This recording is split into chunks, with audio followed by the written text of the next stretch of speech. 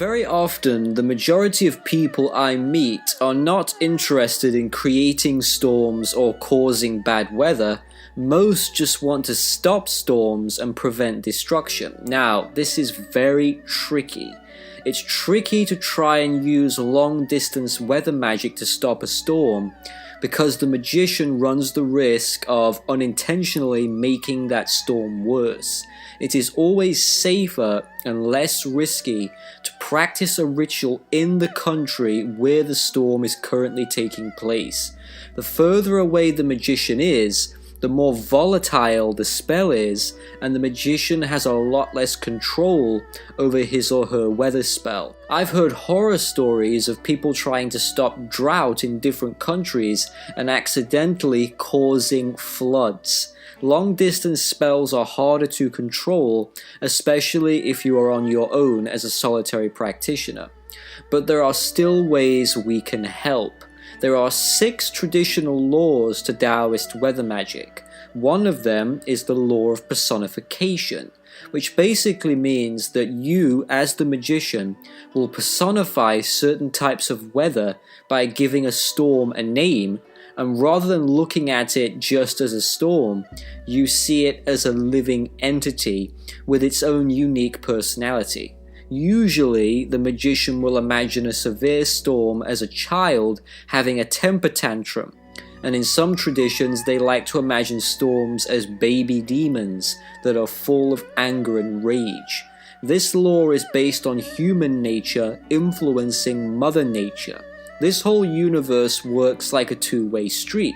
If the weather has an effect on us, we can have an effect on it. It always works both ways. It's always a lot better when you have someone else that you can work with, because you've got 2 people with their own unique energies using the same incantations, the same ritual tools, albeit maybe on different altars.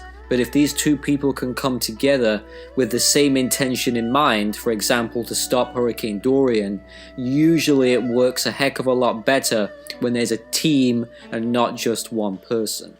So what do you do when you are faced with a tantrum? You try to soothe and calm the situation, a practice known as soothing the storm. It helps if you imagine an angry emotional spirit inside of the storm. You should start by sedating the spirit that lurks within it. The magician should begin by steering deeply into the storm clouds, allowing his or her mind to arise, lifting up from the body, traveling all the way to the clouds and mist above. If you imagine your mind as a sword, it should penetrate the clouds and the mist. Pick a certain spot in the cloud and remain focused on that one spot, giving it your full attention. If you are dealing with a lightning storm, obviously you don't want to be struck by lightning. To remain safe, you will need to shut off the energy of the heart for a short time whenever you see a lightning flash. The belief is that lightning is fire, and fire corresponds to the heart. So by sealing the heart's fire energy, lightning's fire energy will not be able to manifest, because the heart and fire share a powerful connection with each other. The internal fire will influence the external fire, so by disrupting this process, it helps stop the lightning. The magician should then use his or her hand. Raise your hand towards the direction of the spot that you have used for the visualization, and begin to make stroking gestures in the same way as you would stroke a pet dog or comfort a loved one who is in a bad mood. You're comforting the storm, accompanied with soothing words in a gentle tone of voice, and incantations such as this: "Heaven is pure whilst earth is calm," and a left-handed seal should be used for dispersing chi. Continue doing this until you see a difference in the weather. Make sure you are calm and collected. Make sure you aren't rushing the process. Take your time with it. Remember to keep visualizing the storm as a child or as a baby demon.